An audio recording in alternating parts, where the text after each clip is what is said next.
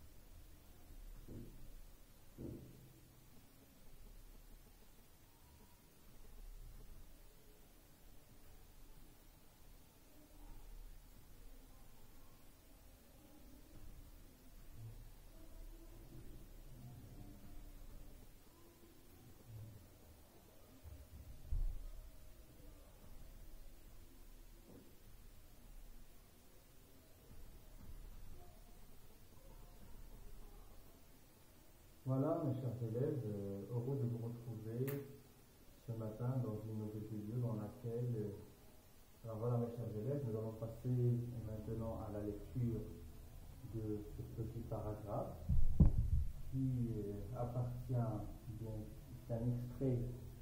Alors voilà, mes chers élèves, nous allons passer à la lecture de ce petit paragraphe, extrait de l'histoire selon la maîtresse.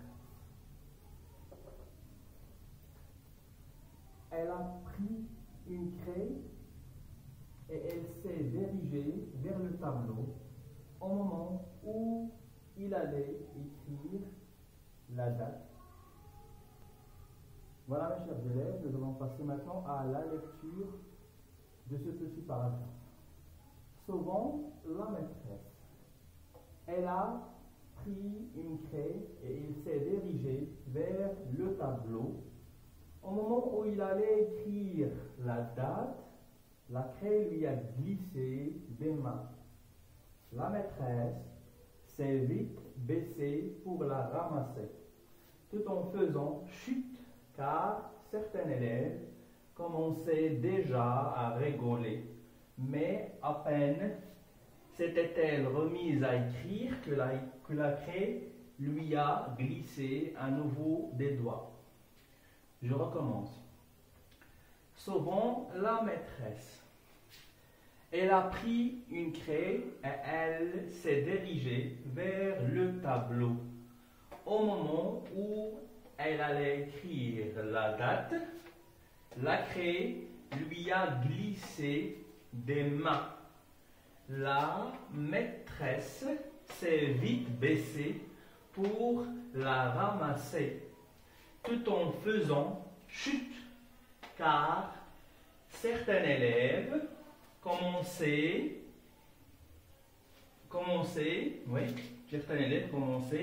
déjà à rigoler, mais à peine s'était-elle remise à écrire que la craie lui a glissé à nouveau des doigts. Je recommence pour la troisième fois. Elle a pris une craie et elle s'est dirigée vers le tableau.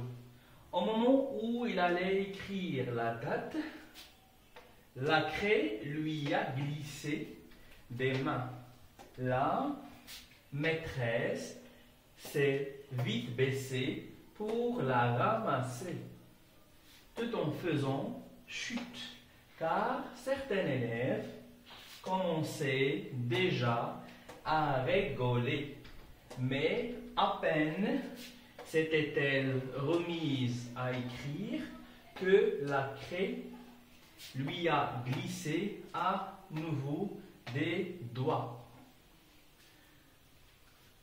Alors nous allons expliquer maintenant un tout petit peu le sens de ce petit paragraphe. Alors elle ici, il renvoie à la maîtresse. Elle est un pronom personnel. Pronom personnel qui renvoie à la maîtresse. Il remplace le mot, le nom commun maîtresse. Elle a pris une craie et elle s'est dirigée vers le tableau. Alors il a pris une craie, ça veut dire hamalat tabashir, et il s'est dirigé vers le tableau, tujaha as-sabboura. Au moment où il allait écrire, حين أرادت أن تكتب تاريخ اليوم, la craie lui a glissé des mains. الطباشير انزلق من يديها ou bien من يديها. La maîtresse s'est vite baissée. Alors المعلمة انحنت بسرعة لكي تأخذ الطباشير. Tout en faisant chut, وهي تقول car certains élèves commençaient déjà à rigoler. لأن بعض التلاميذ بدأوا يتحدثون أو يلعبون. Commençaient déjà à rigoler. Mais لكن à peine s'était-elle remise à écrire, لكن بعدما بدأت في الكتابة مجددا, que la craie lui a glissé والطباشير انزلق مرة ثانية من أصابعها. Alors ici dans ce texte-là, on a ici une maîtresse qui veut commencer sa journée en classe par écrire la date sur le tableau en utilisant bien sûr une craie, mais le problème c'est que cette maîtresse-là, elle est tellement déboussolée, elle est tellement déstabilisée qu'il ne pourra pas écrire la date sur le tableau. Et aussi, ce qui indique ça, c'est aussi le fait que la craie tombe à chaque fois dans ses doigts. Alors, la craie lui a glissé des mains. La maîtresse s'est vite baissée pour la ramasser tout en faisant chute, car certains élèves commençaient déjà à rigoler, mais à peine s'était-elle remise à écrire que la craie lui a glissé à nouveau des doigts. Alors, on est ici devant une histoire, mais toujours lorsqu'on est en train de parler d'une histoire, il faut faire attention aux temps verbaux utilisés dans ce paragraphe. Alors ici, on a « elle a pris ». Alors, elle a pris, c'est le verbe « prendre », conjugué au passé composé. Il a pris quoi? Il a pris une craie. C'est un COD. Et elle s'est dirigée vers le tableau. Alors ici, elle, c'est une conjonction de coordination qui permet de lier entre deux phrases. Alors on a ici deux phrases qui sont coordonnées. Alors, par une conjonction de coordination ET. Alors, elle s'est dirigée vers le tableau au moment où il allait. Alors, au moment où il allait. Alors, ici, on a d'abord le verbe aller. Alors, le verbe aller, il est conjugué à quel temps? Il est conjugué à l'imparfait.